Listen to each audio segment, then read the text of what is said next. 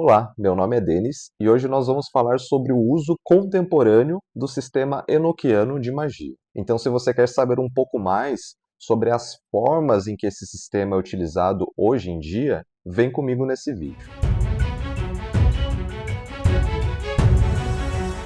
E esse vídeo, ele é uma resposta a um comentário do qual um inscrito me pediu para falar um pouco mais sobre o uso do sistema de magia enoquiano de forma contemporânea. E eu vou deixar o card desse vídeo aqui, caso você não tenha assistido ainda, para você entender um pouco mais, ou pelo menos um resumo ali, do que é o sistema de magia enoquiano. Bom, então vamos ao assunto principal do vídeo.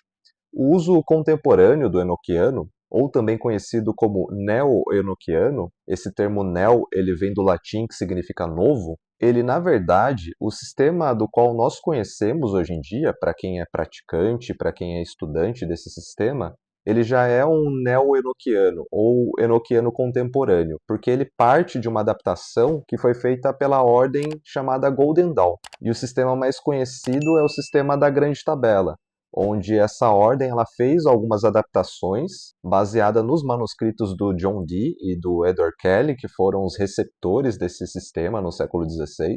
E a Golden Dawn ela fez uma divisão dessa grande tabela em 4 quadrantes e com 4 divisões em cada quadrante, associando essas separações aos 4 elementos da natureza e também aos 4 pontos cardeais, como o norte, o sul, o leste e o oeste. Mas, na verdade, originalmente, segundo os manuscritos, quando John Dee e Edward Kelly receberam os primeiros moldes ali do sistema enoquiano, que originalmente se chamava Gebufol, foram a princípio o sistema da heptarquia mística, do qual eu vou falar um pouco mais em um outro vídeo, e depois o sistema da grande tabela. Mas é diferente desse sistema que nós conhecemos que foi adaptado pela Golden Dawn. Ela não tinha essas divisões elementares, ou seja, atribuições dos 4 elementos a essa tabela, mas ele tinha sim uma associação, uma referência a 4 direções, e que não necessariamente eram direções relacionadas aos pontos cardeais, mas sim, na verdade, aos hemisférios do planeta Terra. E aqui eu gostaria de fazer um agradecimento especial ao Frater Goya por disponibilizar alguns materiais, estudos e também trazer algumas informações que usei como base para desenvolver esse vídeo. E voltando ao vídeo, então originalmente a grande tabela ela não tinha essas divisões elementares, não tinha essa divisão e associação aos pontos cardeais, mas sim apenas era uma única grande tabela, que era dividida ali com referências aos hemisférios do planeta Terra, sendo o hemisfério oriental, ocidental, meridional e setentrional. E cada um desses quadrantes e subquadrantes eram atribuídos a determinados grupos de anjos e hierarquias que exerciam determinadas funções. Então tinha ali os grupos de anjos da medicina relacionados à cura, de transporte relacionado à movimentação e deslocamento das coisas, à descoberta de metais preciosos, e eu posso até fazer um outro vídeo falando um pouco mais sobre essas funções e atribuições também, já que elas representam muito ali do contexto histórico do qual o John Dee ele vivia. E como também a gente pode trazer essas representações e funções para a nossa realidade de hoje. Então, se você tem interesse por esse assunto, deixa aqui nos comentários. E agora vamos falar ali sobre as formas em que o sistema enoquiano ele foi desdobrado ao decorrer da história ali, e que é utilizado de forma contemporânea dentro de algumas práticas e derivações do sistema. E a primeira forma, do qual eu já citei no início do vídeo, seria a grande tabela, mas a grande tabela na visão e na adaptação feita pela Golden Dawn. Então, como eu citei, a ordem ela fez adaptações ali desse sistema, onde ela atribuiu ali cada quadrante e subquadrante aos 4 elementos da natureza, fazendo correlações ali com as características desses elementos com as funções de cada grupo de anjos, realizando também ali uma referência aos 4 pontos cardeais, que também incorporam ali mais informações em relação aos seus atributos. Houve depois também um sincretismo ali com o panteão egípcio, onde eles fizeram correlações elementares com cada quadrante da tabela associado aos deuses egípcios. Então, de acordo com um quadrante ali, com as suas funções e atributos, eles fizeram uma associação a uma divindade egípcia, como se fosse uma figura representativa ali daquele conjunto de funções. E hoje é uma das práticas mais conhecidas para quem é estudante e praticante do sistema de magia enoquiano. E existem duas versões dessa grande tabela. Uma é conhecida como a tabela antes da revisão, que foi a primeira recebida ali pelo John Dee, e também com esses incrementos todos da ordem, e tem uma outra tabela pós-revisão, que foi uma outra versão dessa grande tabela, que foi, entre aspas, corrigida pelo anjo Rafael, no dia 20 de abril de 1587.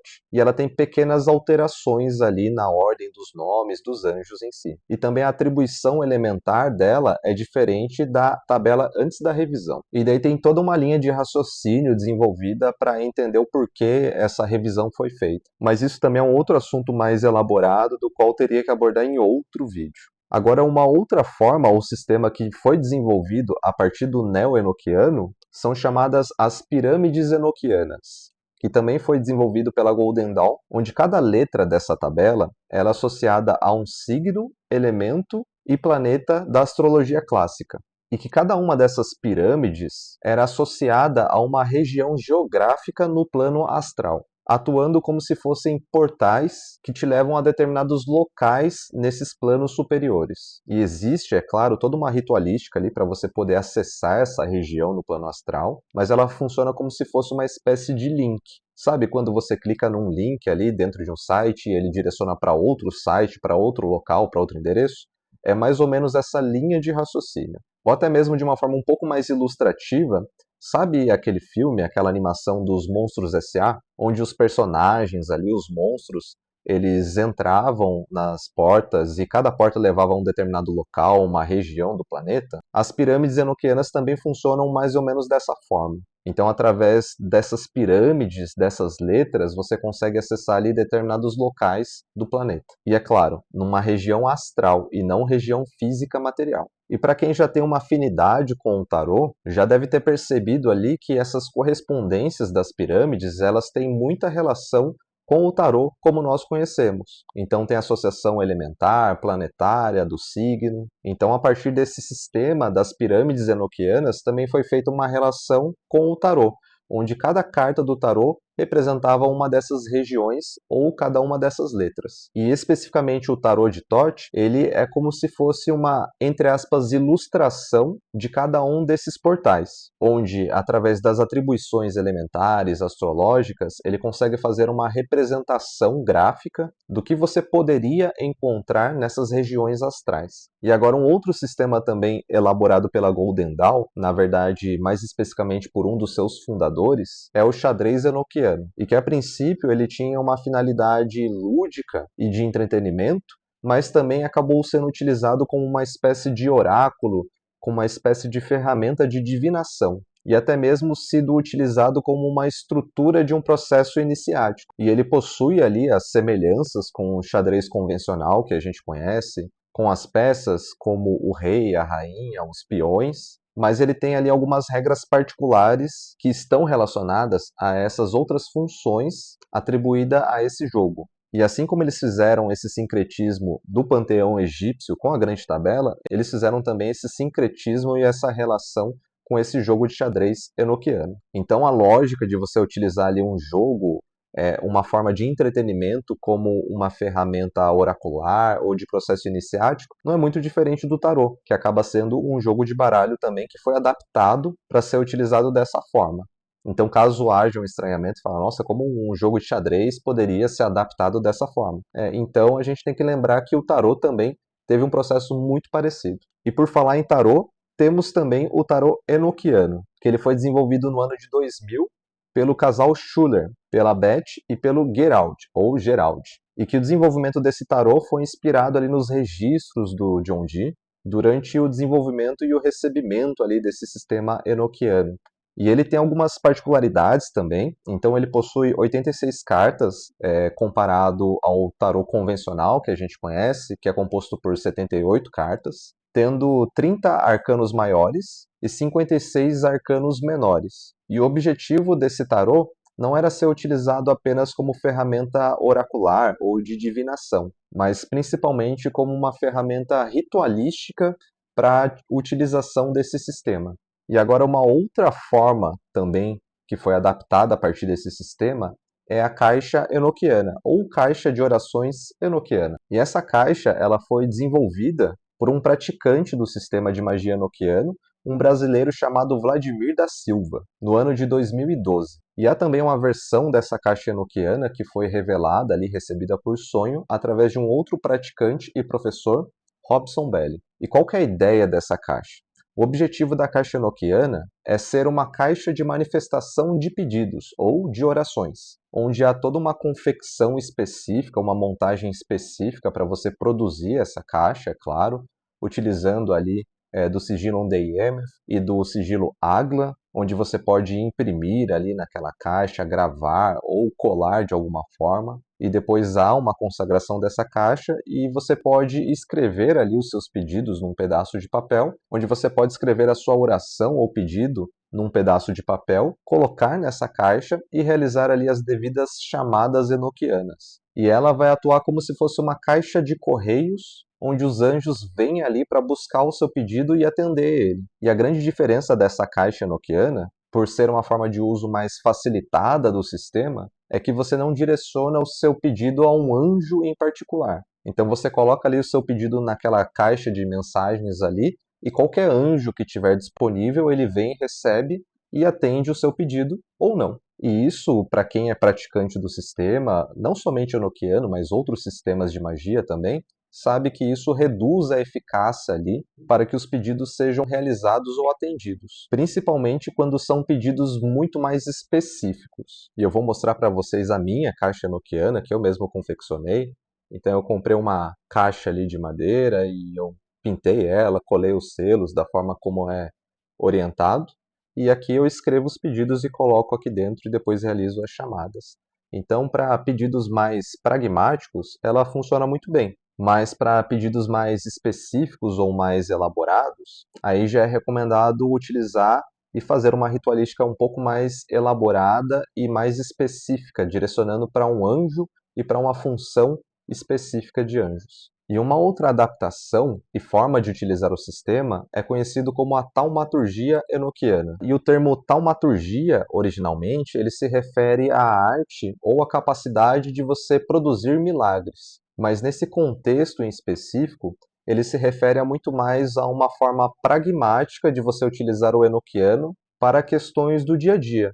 Ele é como se fosse uma, entre aspas, feitiçaria enoquiana, e que daí você pode utilizar para questões cotidianas, como questões de saúde, dinheiro, amor, ou até mesmo proteção e ataques. E assim como os outros também, sistemas, funções e derivações, ele tem uma forma, um meio, uma ritualística para ser utilizado e também os seus materiais e itens básicos. Mas, de forma resumida, ele é mais prático e facilitado comparado à prática da grande tabela ou da heptarquia mística, por exemplo, onde você tem que ter ali o seu sigilo OnDemf, ter velas ali de cores específicas, ou não também, pode ser uma vela branca genérica, e um vínculo ou testemunho, no caso se for feito para uma outra pessoa, que é uma espécie de link energético, para você se conectar ali com a energia da outra pessoa, mesmo que ela não vá realizar aquele ritual. Ou até mesmo se não for para uma outra pessoa, você pode colocar um objeto ali, onde você pode estar consagrando ali para uma determinada finalidade e que você pode estar utilizando posteriormente.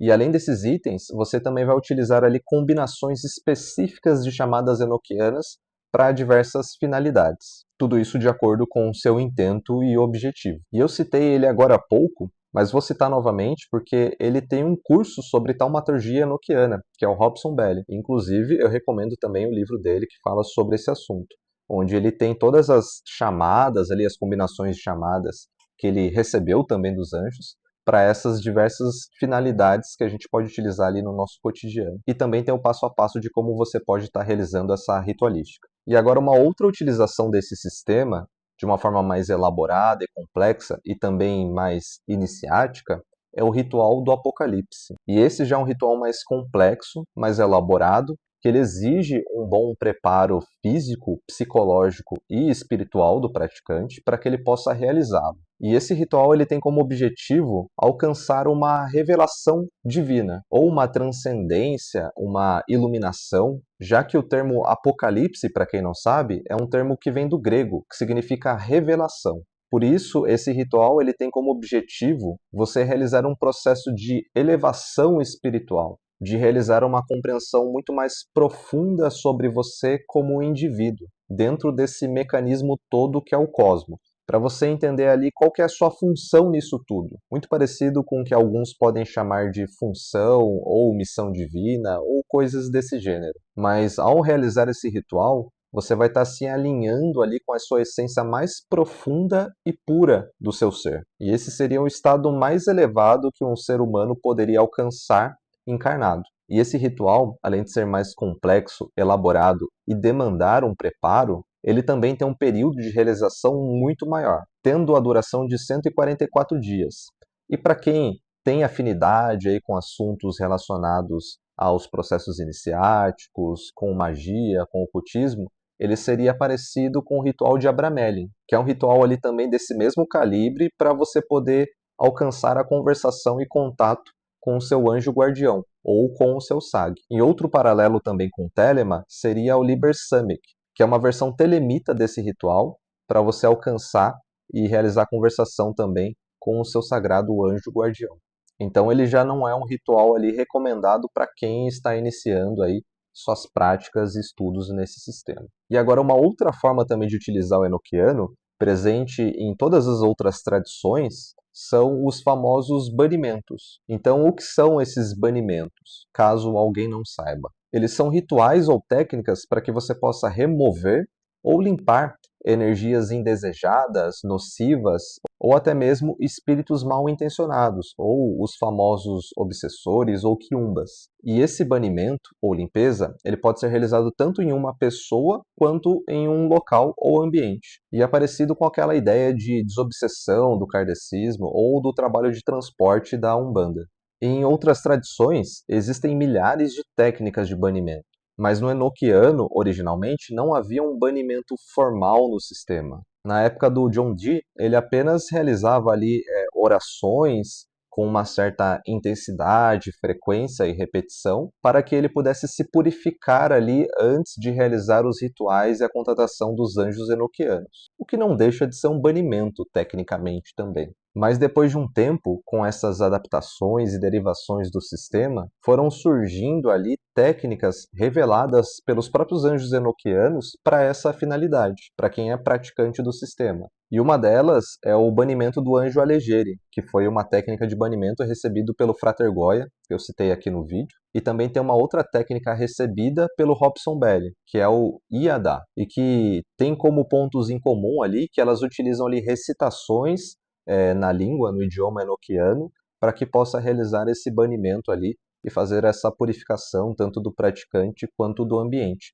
removendo energias adversas que podem prejudicar ali o seu ritual. Há também algumas adaptações de banimentos que já existiam em outros sistemas, como o Ritual Menor do Pentagrama, desenvolvido pela Golden Dawn, onde há uma versão adaptada dele na língua enoquiana. E agora, para finalizar, uma outra adaptação também desse sistema é a própria missa enoquiana, do qual eu realizo com frequência ali de forma gratuita para quem é interessado, que funciona como um ritual de Eucaristia enoquiana, que também foi desenvolvido pelo Frater Goya, e esse ritual ele é semelhante à missa católica, onde há um passo a passo para que você possa estabelecer a conexão com o divino. E também há uma comunhão do pão e do vinho ali, para quem tem essa afinidade com o catolicismo, que são veículos ali que auxiliam nessa comunhão com o sagrado, para que você possa ali acessar essa essência crística dentro de você. E diferente do catolicismo, na missa enoquiana compreendemos que Cristo, na verdade,